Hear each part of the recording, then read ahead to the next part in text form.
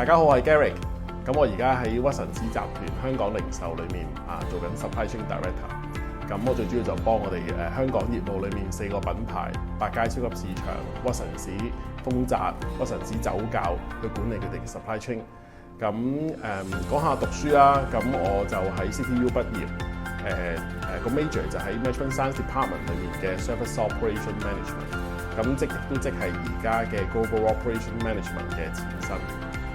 當年咧我揀科嘅時候咧，我就因為我自己就中意一啲好 practical 同埋中意一啲 data 嘅嘢，咁我就去睇下唔同嘅大學啦、唔同嘅 subject 啦，咁最後我就覺得呢一科都幾特別喎，可以用好多唔同嘅 data 去設計唔同嘅流程，去令到我哋可以滿足到顧客嘅需要。咁所以我就當時已經覺得不如我揀呢科試下啦，就唔好揀一啲咁 theory 咁 textbook 嘅 subject。咁講翻 supply chain， 其實咧喺我哋公司裏面嘅 supply chain 咧，我可以用好闊同埋好深去形容嘅，因為零售業嘅 supply chain 其實都係相當複雜，入邊牽涉咗咧好多唔同嘅流程。咁我講好闊係因為咧，我哋需要用好多嘅資源，咁我亦都要同過千個供應商去合作，亦都要做好多 data 嘅分析，去估算咧我哋顧客嘅 demand。咁喺裏面都需要好多嘅technology 幫手。而我哋都要喺 offline， 即係我哋線下嘅層面咧，我哋要每日分貨到去唔同嘅鋪頭裏面。喺線上，我哋都要滿足我哋顧客嘅訂單需求。咁所以我會用好闊去形容啦。咁點解好深咧？因為其實成個 supply chain retail 都係好複雜，所以咧我哋都要用好多唔同嘅 technology 同埋好多嘅分析去幫手去有多啲唔同嘅角度去睇一啲嘅問題啦，從而咧去解決。咁所以我會用好深同好闊咧去形容我哋成個 supply chain 嘅。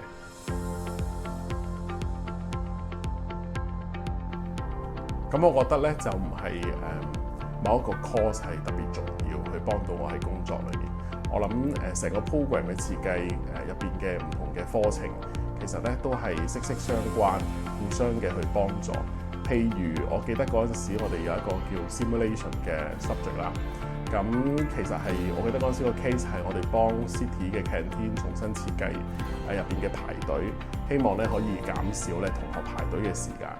咁喺成個 course 上面，其實咧除咗 simulation 要用個 program 之外，其實我哋都好需要同學咧係要學識點樣用statistics 嘅 model 去幫手做一啲分析，亦都咧需要喺一個 process management 上面重新設計個流程。咁譬如話排隊，原來排隊都有唔同嘅 model 嘅。咁我諗其實成個 program 係入邊有唔同嘅 course， 而個 design 其實每一個 course 咧都係互相嘅幫助。其實我覺得成個 program 咧同我哋公司嘅策略好配合嘅，因為我哋好着重結合我哋線下嘅店鋪、實體店鋪啦，同埋我哋線上嘅平台，咁再利用我哋嘅 technology 同埋 data 咧去幫我哋去營運成間公司。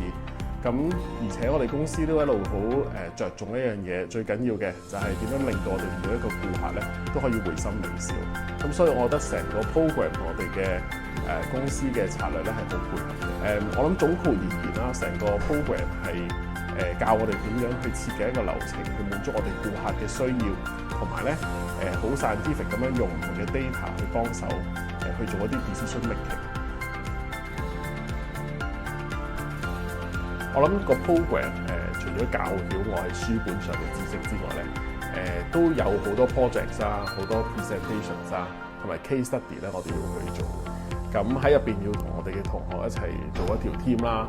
咁我哋喺個 team 裏面咧，我哋會學識點樣去知道每一個同學，了解每個同學強嘅地方啦。咁譬如有同學做 data 好叻嘅，咁我哋就會俾啲 data 去幫手做啦。有同學做 PowerPoint 做得好快又好靚嘅，咁就會俾佢做 PowerPoint。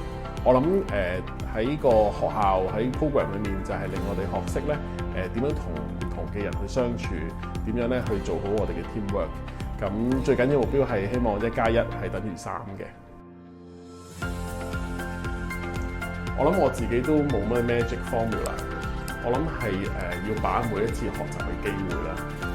有機會做 part time 就係做 part time， 有機會參加 intern 就係 intern， 有機會去做 trainee 就去做 trainee。我諗最緊要嘅就唔係我哋自己做啲咩工作，最緊要係我哋嘅心態，要認真去面對，同埋把握每一次咧有得學習嘅機會。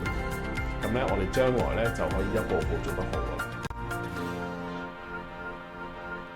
我諗就唔係一個 career journey，我諗反而係一個 learning journey。由一啲細嘅task 去學習啦，咁然後一路 make 一啲細嘅 achievement。咁譬如話，我哋做一啲好簡單嘅 KPI report 俾 management 睇啦。去到我哋可能要做一啲 resources planning 啦，一啲嘅 cost and benefit analysis， 甚至可能去到一啲大啲嘅 project， 我哋點樣去 plan， 點樣去管理成個項目可以做得好咧？咁我諗成件事就係由小去慢慢去學習，然後去到管理大嘅事情。咁我諗成個 learning journey 其實屈臣氏集團都俾咗好多機會我去學習，同埋去吸收新嘅知識同埋技術啦。咁我諗個原因係因為我哋公司都好着重talent development 嘅 culture，be remarkable, be yourself。我哋成日都強調我哋啲同事係好有價值，同埋咧我哋好 respect 我哋啲同事。我諗公司就係俾到啲機會我哋不停嘅去學習。而好多時我哋可能都會面對失敗啦，有困難啦，或者有好多 frustrations。咁我諗我哋自己就唔好 give up 咯。咁我諗成個 program 其實就係俾咗個關我去學識一啲基本嘅知識，一啲嘅技術，一啲嘅點樣同同學之間嘅相處，然後我就可以將呢啲 skill 帶翻入去我公司裏面，然後公司亦都俾咗一個戰場我去學習。咁我諗件事就係咁樣相輔相成。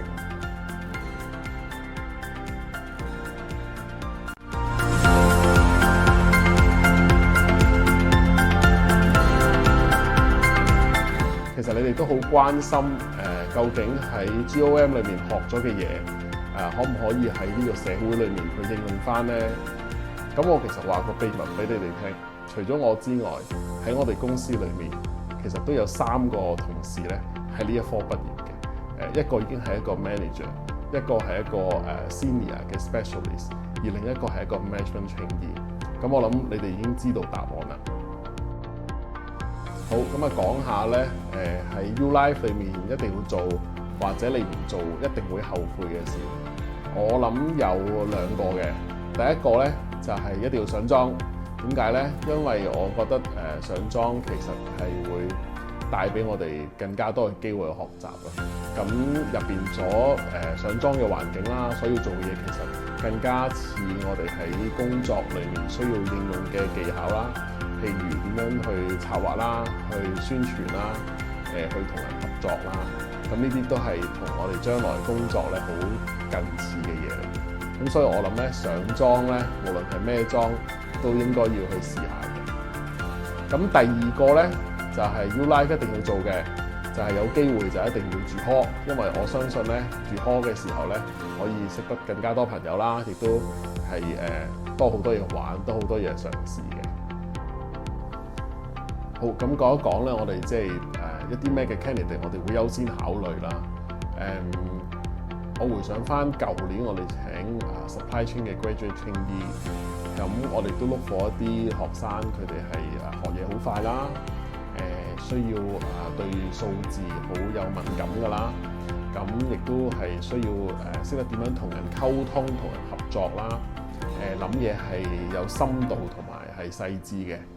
咁同埋咧都要識得將一啲複雜嘅嘢好簡單地 present 嘅。我諗呢幾個都係一啲好重要嘅criteria，我哋會考慮嘅。